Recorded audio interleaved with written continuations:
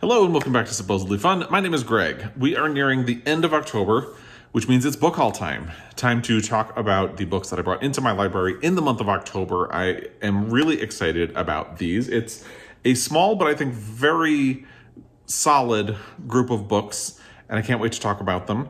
First, I do want to talk about some books that I got while I was in Italy. These are not things that I'm officially including in my book haul and certainly will not be included in future book haul revisits. But I wanted to mention them because these are my souvenirs. I haven't really been to Europe a lot. I had only been to Europe one other time. And that trip, the souvenir that I wanted was that I got myself European editions of some books that I liked, including I have a UK copy of The Virgin Suicides and some others.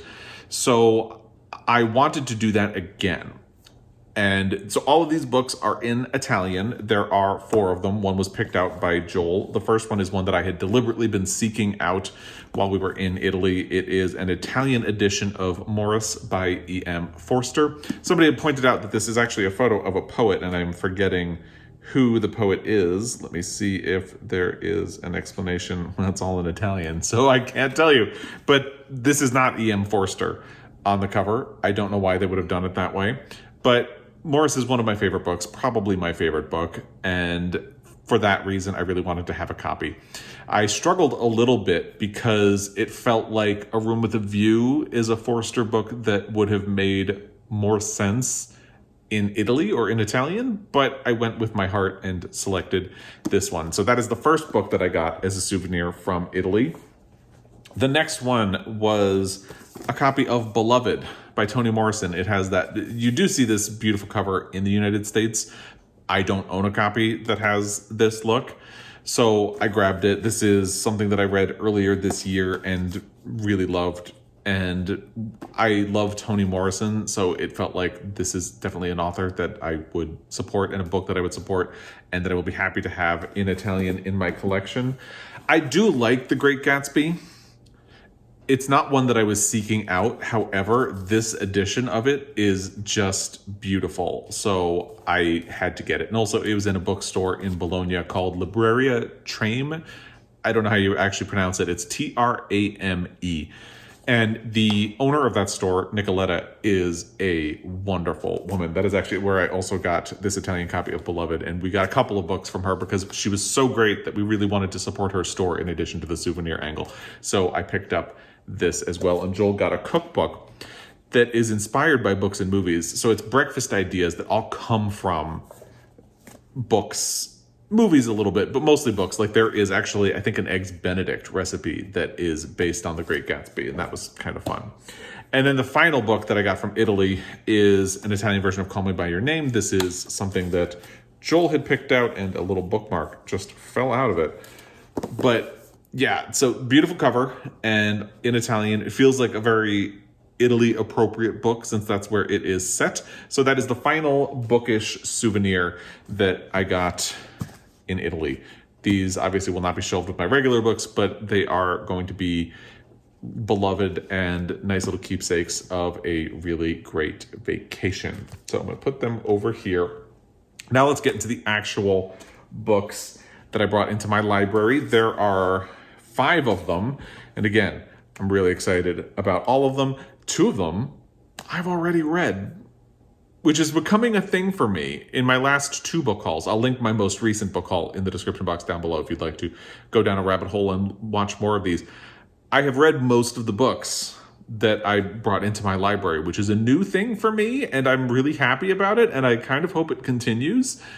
Usually when I do a book haul revisit, like a year from now, I will look back at these and see how many of them I have read. Now I'm getting a head start on those, which feels really good. It makes me feel a little bit smug, not gonna lie. So I'm gonna also link my most recent book haul revisit, the one for October, in the description box down below if you would like to watch that one. So these will appear in next year's. The first book that I brought into my library was sort of an impulse purchase. We were in Helena and stopped in Montana Book Company earlier, actually before we left, so late September. And technically that means I got this in September, but I had already done my September book haul. It's The Sheep Queen by Thomas Savage. If you follow along, you might remember that The Power of the Dog was my favorite book that I read last year. I'll put a link to the video that Joel and I did where we talk about our favorite books from last year. Obviously, because of that, I would like to read another book by Thomas Savage, and this seems to be a natural place to gravitate toward. It's the only one of his other books that I've really heard a lot about consistently. This is published by Back Bay Books, by the way. So I was in Montana Book Company, and I saw it on the shelf, and I just snatched it up. And I'm really looking forward to doing it. I'm hoping that I will manage to cram it in this year, because for Montana Book Company's Reading Challenge for 2022, one of the prompts that I have left is a book by a Montana author. Thomas Savage was not born in Montana, but he moved to Montana as a child, and I can't remember exactly where, but he grew up on a ranch. He went to the University of Montana, which is in Missoula, where I live, and then moved away eventually. But because of those formative years, because he went to college here, and because The Power of the Dog is set here, and I think this one, no, this is A Family in Idaho, but he qualifies as a Montana author, so I snatched it up. I believe this is inspired by his life to a degree. Someone in his life was known as the Sheep Queen, and I probably should have pulled that up before I started doing this book haul. Let me see if I can get it quickly. I did actually pull up his Wikipedia page, so let's see what they have on it. Okay. Savage published I Heard My Sister Speak My Name in 1977. It was reprinted in 2001 as The Sheep Queen. He was inspired by a phone call he received as an adult informing him he had an older sister, Patricia Hemingway. Patricia, the first child born to Tom's parents, was given up for adoption. Tom did not know Patricia until much later in life, and the siblings finally met in 1969, which was about the year that The Power of the Dog was published. Tom and his sister grew to be close friends and always laughed about their similarities, including that they smoked the same cigarettes, liked the same beer, and had the same deep-throated laugh. So that is where the inspiration for The Sheep Queen, which again was published originally as I Heard My Sister Speak My Name, that's where that inspiration came from. What it says on the back is a Western family saga at once intimate and epic. This rich, compelling, emotionally charged novel tells the story of the Swearingen family of Idaho. Emma, the matriarch, known as the Sheep Queen, the daughter who disappoints her, the grandson who adores her, and the granddaughter given up for adoption who spends nearly half her life finding her way back to her family. And there you can sort of see an inspiration. I'm pretty sure someone in his life was known as the Sheep Queen. I want to say it was either his mother or his grandmother. And again, I apologize. I probably should have pulled that up before I started doing this. But point being, I'm really excited to do this. I'm really excited to read another book by Thomas Savage. I'm excited that I have a reason to try to push to get it in before the end of this year. In my book hauls, I like to read a little bit from the opening, and I will do that for The Sheep Queen right now. Chapter 1. So I will call myself Tom Burton, or Thomas Burton, as the name would appear on the novels I write. I am too difficult for some readers, and my sentences are sometimes more than statements. Many readers are comfortable only with the simple sentences and prefer books that reward a belief in the happy ending and the pot at the end of the rainbow, even as the rainbow retreats and those who follow are footsore. There is no ending, happy or otherwise, only a pause. That is the beginning of The Sheep Queen by Thomas Savage, published by Back Bay Books. The next one is one of the books that I have already read. It's La Bastarda, a novel by Trifonia, Melibea, Obono, translated by Lawrence Schimel. This is something that was one of the selections for the LGBTQ+ in translation read-along. I'll have the information for the read-along in the description box down below if you would like to jump in there. There's still time before the end of the year. We had selected 3 books, and this is just the first one that I got to. You don't have to read them in any particular order. This is just the one that I got to. It's very short. I believe it's 88 pages. Yes, it's 88 pages, and then there's an afterword. So I did read this. As we were getting ready to leave for Italy, somebody commented in the group and said that the ebook of this is on Scribd. So I quickly downloaded it and I read it on the plane in like an hour because, again, it's 88 pages. So I'm not going to talk about my thoughts on it here, but I will say that I have already read it. But this was part of the LGBTQ+ in translation read-along, and that is why it is here. This follows an orphaned teen named Okomo who lives with her grandparents. She is what the title is referring to. She does not fit the expectations that they have for her life. And there is a lot of tension in the beginning of the book because they have had bad weather. There have been like droughts. People are blaming her uncle, who is not named as a gay man, but is a gay man who lives on the outskirts of town with the man. There are people that the grandparents definitely don't approve of, who play with gender and sexuality, who pass through his house, and it is sort of seen as a shame on the family. He is particularly angering everyone because he refuses to reproduce, which they see as his role, not just in the family, but in the community.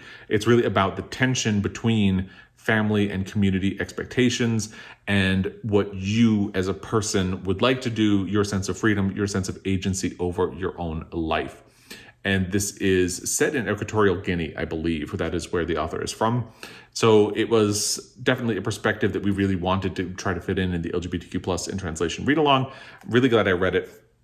So I will say quickly, it does feel like it sets up a lot. It's surprisingly funny. It ultimately feels like it sets all that up and then doesn't really do anything with them. But it is a really fascinating story. I'm glad I picked it up.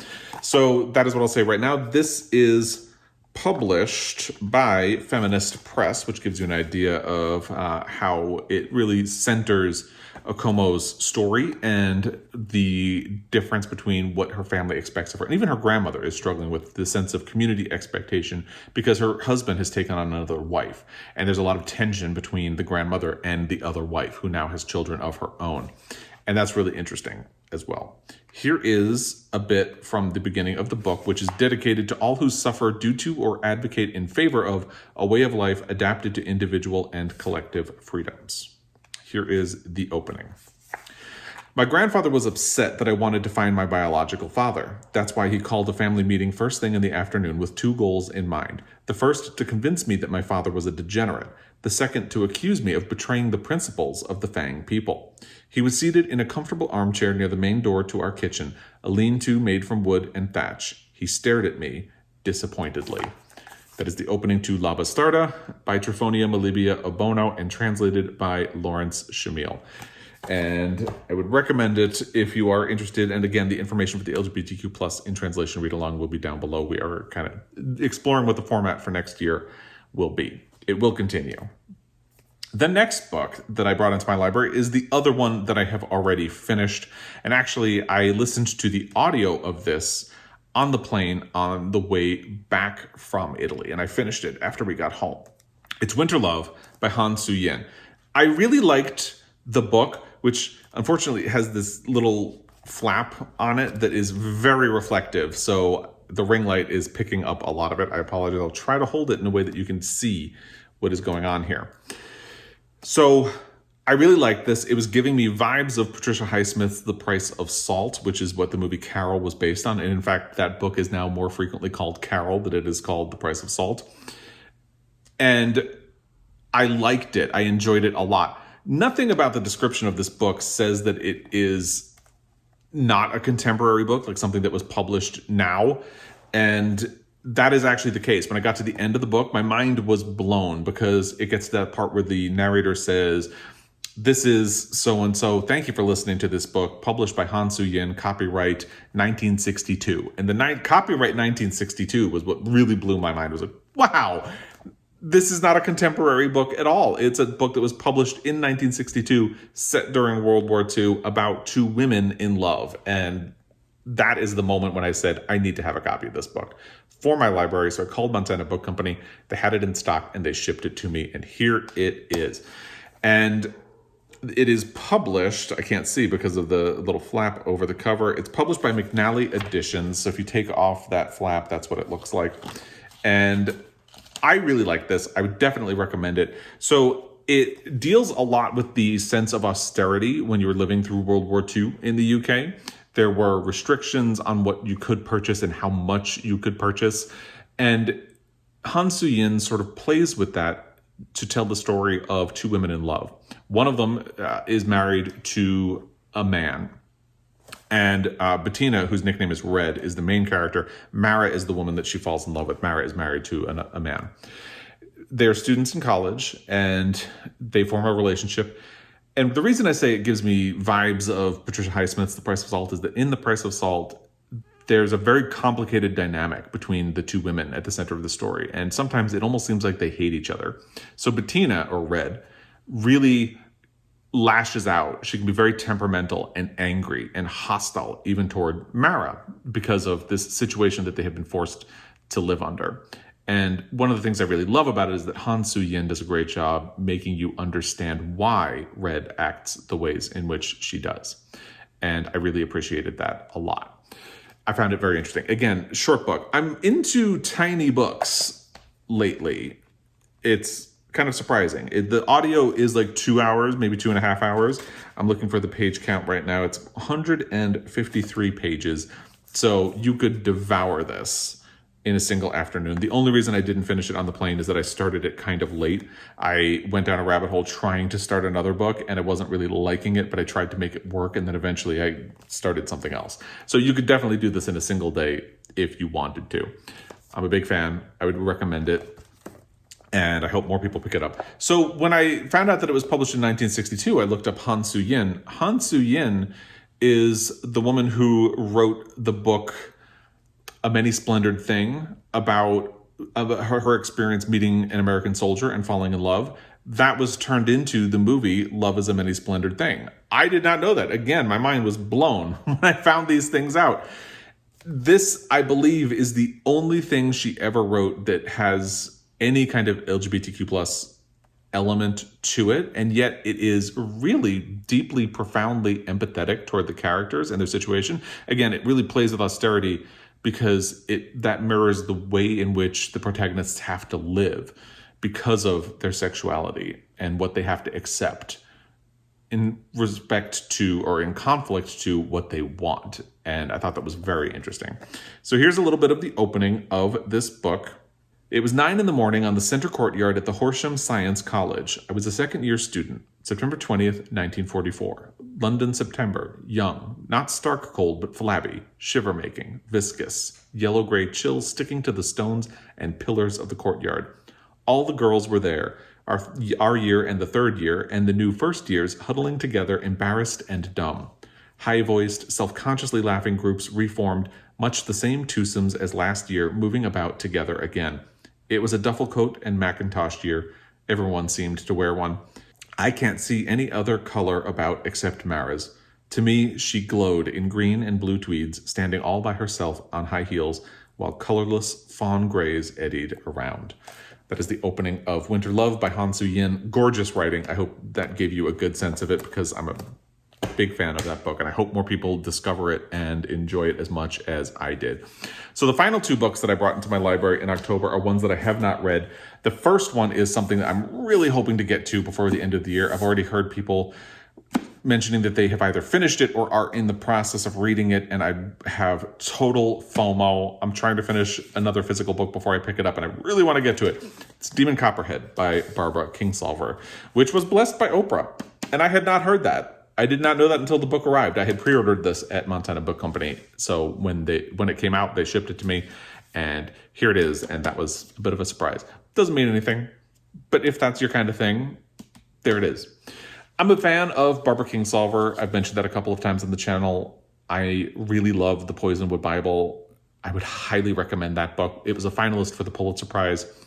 I've also read The Bean Trees by Barbara Kingsolver, which is a really sweet book. I love it. And I have not read the sequel to it, but I would like to at some point. The other book of hers that I've read is one of her more recent ones called Unsheltered. It's a bit of a messy book. I really love a lot of the things that it's trying to say and do and the multiple layers that it uses to approach that topic. So I'm a big fan of it. I would recommend it. I know people have read it and found a lot of flaws. There are flaws. I loved it. This I am really looking forward to. So it is a modern Appalachian retelling of David Copperfield. David Copperfield, Demon Copperhead. And it uses the foster care system and opioid addiction to reflect a lot of the same things, but get in a lot of modern and current concerns. And it definitely seems like it vibes with a lot of what Barbara Kingsolver is doing in her literature. I've heard so many great things. I really am looking forward to reading this book. It's a hefty book, but I'm really looking forward to it. Deep contrast to the other 2 books that I just talked about in terms of size, but if anybody can pull off a book with a long length, it's Barbara Kingsolver. I have nothing but faith that she will be able to do it. And I am so excited. I am wondering if this could be the one that carries her over the finish line in terms of the Pulitzer Prize for fiction. We'll have to see how it lands. This has not landed on some big award long lists so far. I don't know what its eligibility would be for that, but it is not on the list for like the National Book Award. It wasn't on the Booker list or anything like that. It might be something that would be a contender for next year. I haven't checked when it was or will be released in the UK. It'll be interesting. This was one of Publishers Weekly's best fiction books of 2022. I'll put my reaction video that I did to that list down below. I talk about it as part of that list. It'll be interesting. Maybe it will be one of the New York Times top 10 books of the year. I don't know. We'll have to see. But it will be interesting to see if this might end up being the one that finally gets Barbara Kingsolver her Pulitzer Prize for Fiction. I feel like she is an author who has really been due over time. Especially, I don't remember what beat the Poisonwood Bible for the Pulitzer. I love it enough that I might feel like it should win anyway. And I'm a big fan of hers. I really can't wait to read this book. Very excited about it. It is published by Harper. Here is the opening of the book. It starts with a quote from David Copperfield. "It's in vain to recall the past unless it works some influence upon the present." Charles Dickens, David Copperfield. Then we get into the book itself. Chapter 1. "First, I got myself born. A decent crowd was on hand to watch, and they've always given me that much. The worst of the job was up to me, my mother being, let's just say, out of it." That is the opening of Demon Copperhead, and you can see, even though I haven't read David Copperfield, I'm a little familiar with like the opening of it, so you can see the ways in which it's playing with that story and bringing it into the modern world. If it does end up winning the Pulitzer, it would be part of a grand tradition of the Pulitzer over the last 30 years where they do really appreciate a book that is sort of a twist on a classic.